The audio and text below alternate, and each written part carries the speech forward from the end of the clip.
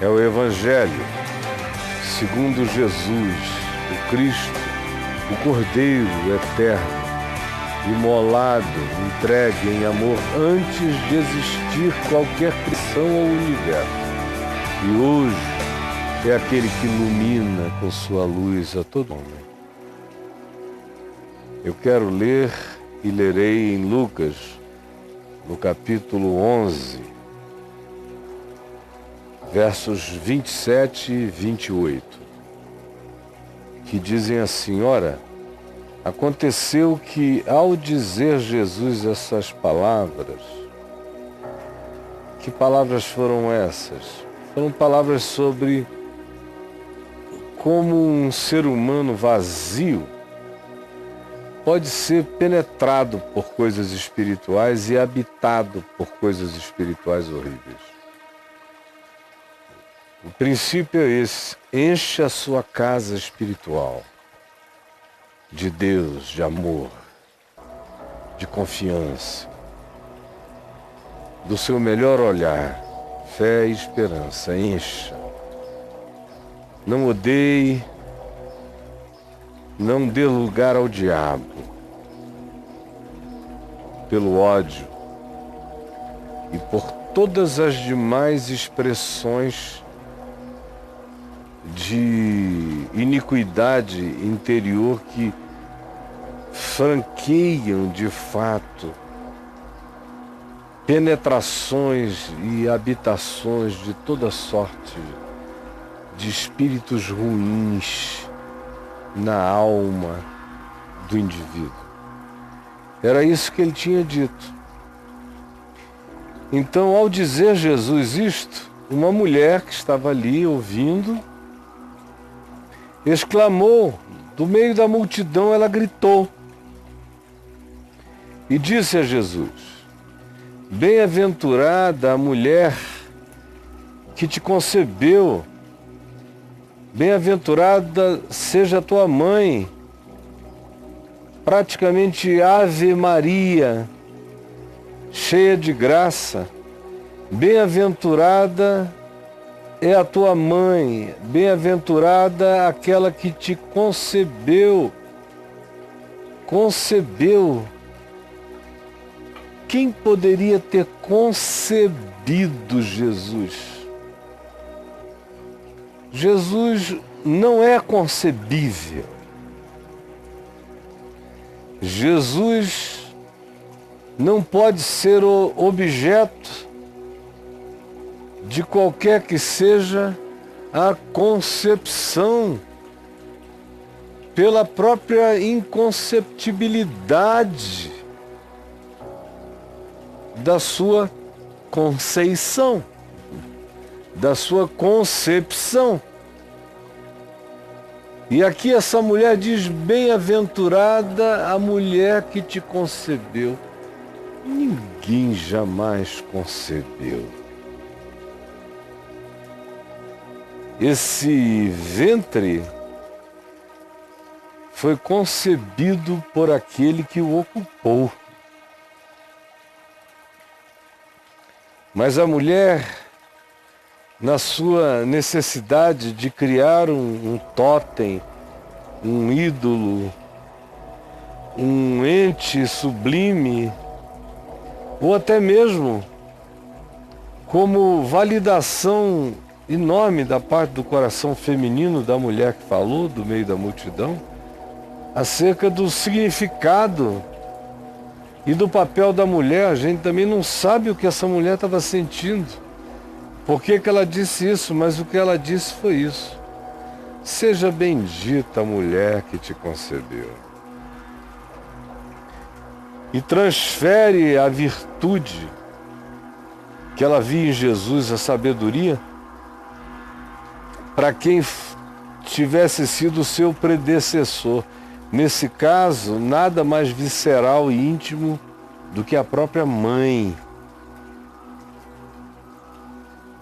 Só que Jesus, como eu já tive ocasião inúmeras vezes de demonstrar, de falar, nunca se impressionou com o poder do DNA.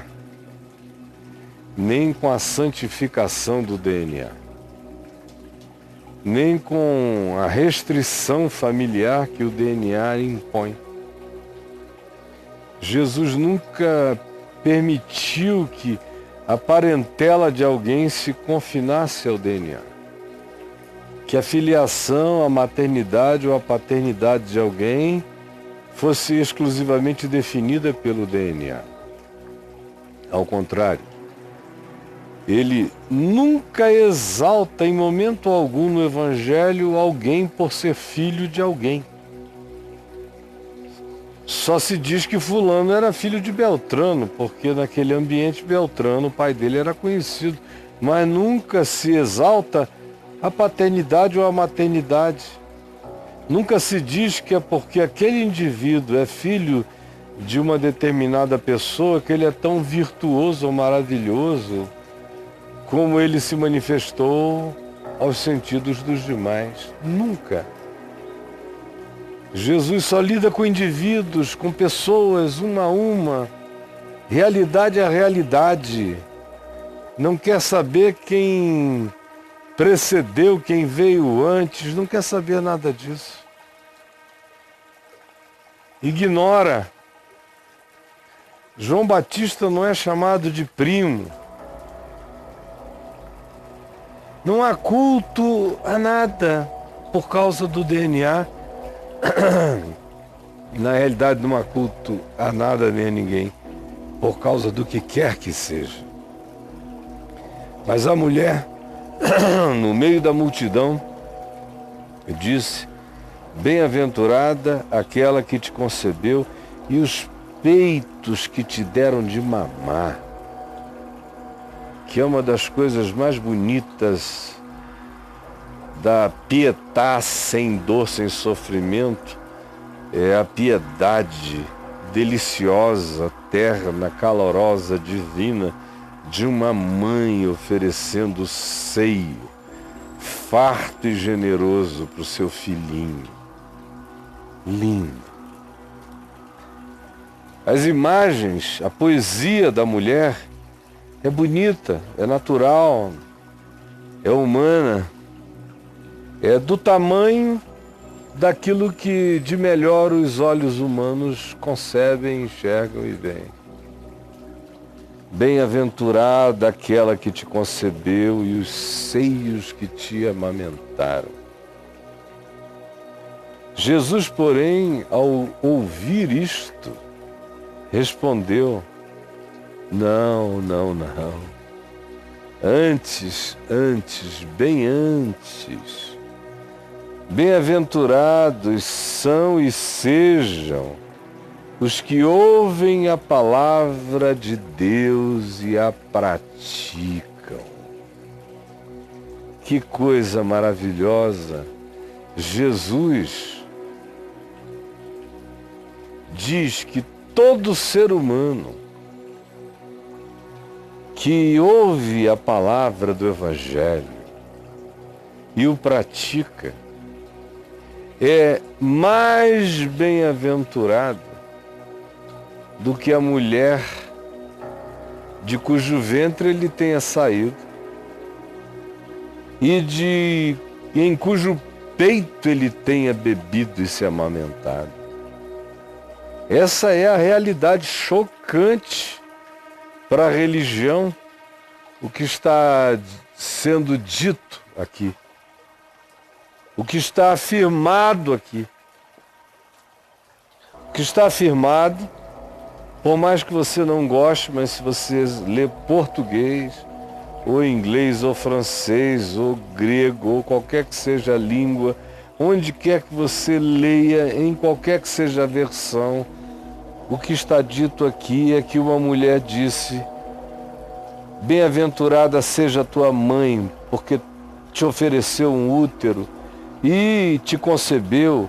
Bem-aventurado seja ela cujos seios te amamentaram. E Jesus então diz: não, filha, mais bem-aventurados do que minha mãe, mais bem-aventurados do que a minha mãe, são todos todos os seres humanos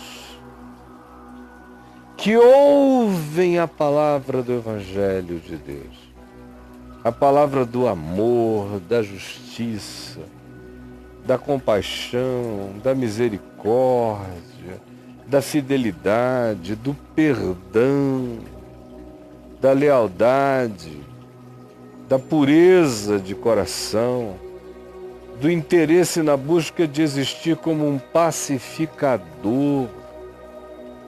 Sim, esses, antes da minha mãe, acima da minha mãe terrena, a quem tu glorificas por ter me oferecido um útero e por ter me amamentado como fazem todas as demais mulheres da terra, mais bem-aventurada do que ela, que a bem-aventurada é, porque disse: eis aqui está a tua serva, cumpra-se em mim a tua vontade, disse ela ao Todo-Poderoso.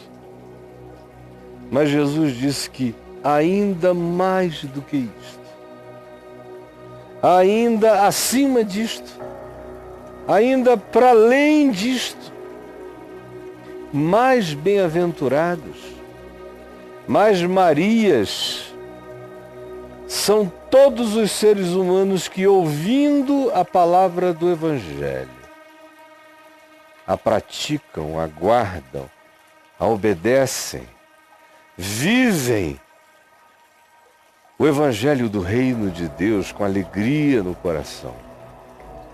Todos os dias. Jesus diz que qualquer que seja a bem-aventurança de Maria, se for só por tê-lo concebido e se for só por tê-lo amamentado, não é o bastante, porque todas as mães da terra fazem assim.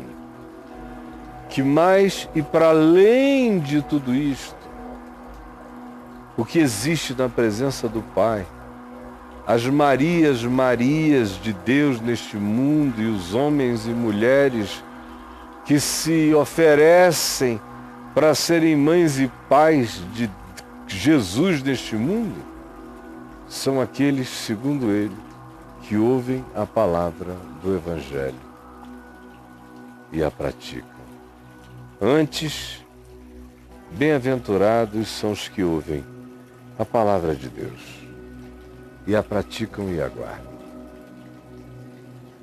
Aí acabam-se todos os nossos santos, acabam-se os nossos gurus, acabam-se os nossos profetas idolatrados, acabam os Moisés,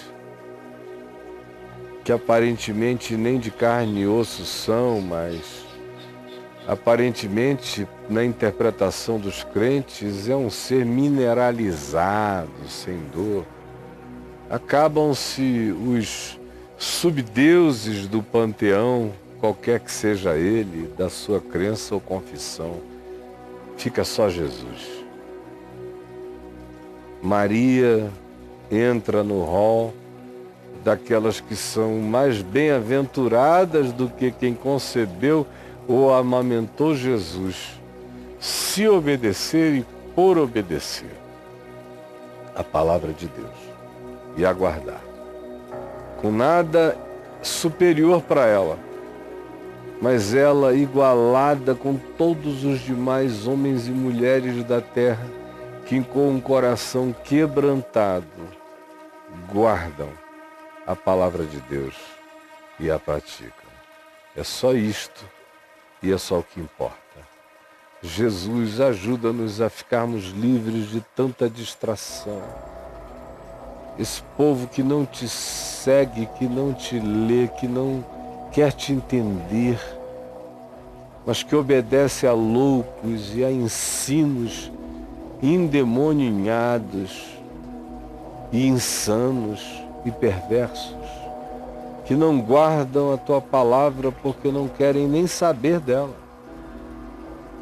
mas que, no entanto, têm um poder extraordinário de idolatrar homens, de seguir palavras de homens, visões de homens, que nada mais são do que construções dos seus pensamentos carnais, egoístas, ávidos, arrogantes e gananciosos.